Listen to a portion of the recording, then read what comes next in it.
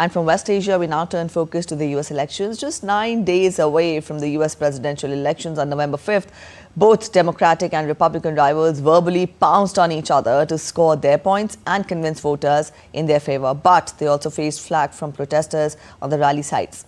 The Democratic candidate and U.S. Vice President Kamala Harris addressed a rally in Philadelphia. Before the cheering crowd, she showed confidence in her voice and tried to convince the electorate to vote for her or regret for the next 4 years.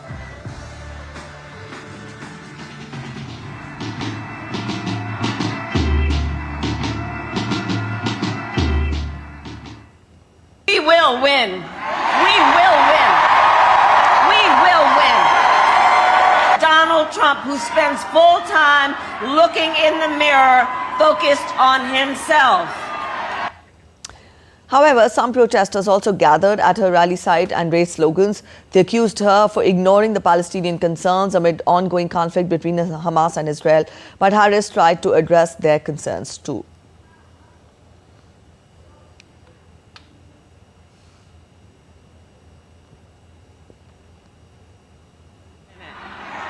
I want to talk about Gaza for a minute, okay?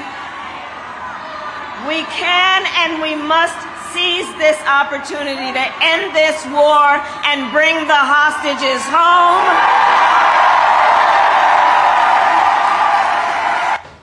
Republican candidate and former U.S. President Donald Trump, on the other side, seemed buoyed with slight rise in his popularity in a recent survey.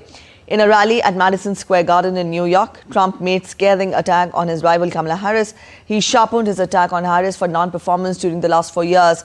Taking swipe at his rival, he asked voters to reject the Democratic candidate. Next Tuesday, you have to stand up and you have to tell Kamala Harris that you've done a terrible job, that crooked Joe Biden has done a terrible job. You've destroyed our country. We're not going to take it anymore. Kamala, you're fired. Get out.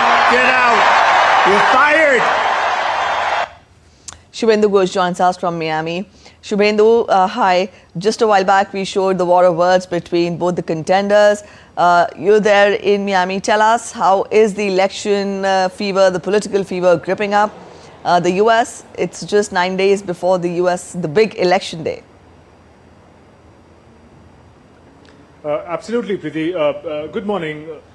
The fight is getting as intense as it can be. Just 9 days to go for the big day. Although remember that the early voting has been on. Millions of Americans have already, in a way, chosen who their president is going to be.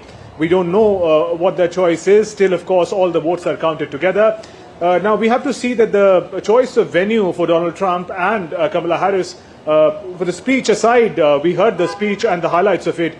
But very significant as far as symbolism is concerned. Let's talk about Donald Trump first. He chooses New York. Now, New York is not one of the swing states. It is, in fact, traditionally a blue state. It's a Democrat stronghold.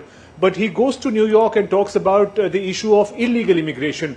Illegal immigration is a serious challenge in United States. Some 14% of the population in America is that of immigrants. Not all of them are illegal, but a significant percentage is. And New York is one of the states which has had to face the possibly the worst burden of immigrants, especially what we saw in 2022, immigrants coming in from Latin America, some 200,000 immigrants in New York. So Donald Trump bombasting in New York about illegal immigrants in Democrat heartland could have serious implications.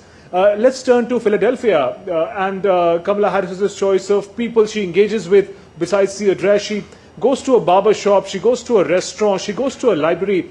Important symbolism of working class population, of middle class. That is the class she thinks is going to rally behind her as far as her potential journey to White House is concerned.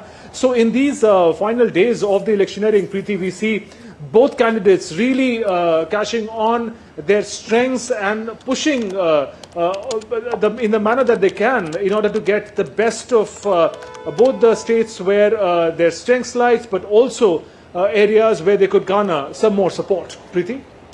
All right. Also, Shubhendu, you're there in Miami, Florida. Now, Florida at one time was was the most important swing state. How do you see the role of the swing states in these elections, given the fact that early voting has already taken place in some states?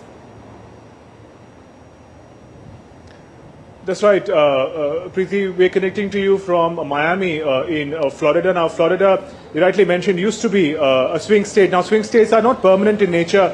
With every series, decades, we see the nature of the states change. Some become swing states, some become red or blue. So Florida has, in the past couple of elections, we've seen it transform into a strong Republican stronghold. It's a red state by that logic. Now, it's important to note that Kamala Harris, for all the campaigning that she's done, she's yet to come to Florida to campaign. Now, that is also a concern for a lot of supporters of Democrats in the state. In these last days, of course, one does not expect the leaders to go to the state where they don't have a chance to win. Remember, it is the electoral votes that counts, not the popular vote. So in that sense, Kamala Harris is putting all her energy into the swing states, because that would determine eventually, the experts say, who's going to make it to the White House. But still, an important state, Florida, is still waiting to see Kamala Harris. Her husband, in fact, a couple of days back, had campaigned and had spoken on her behalf to say that she's working hard, she carries forward the values of America, but Vice President herself has not made her presence felt in Florida. Preeti? All right, Shubhendu, we leave it here. Thank you so much for joining in with those details.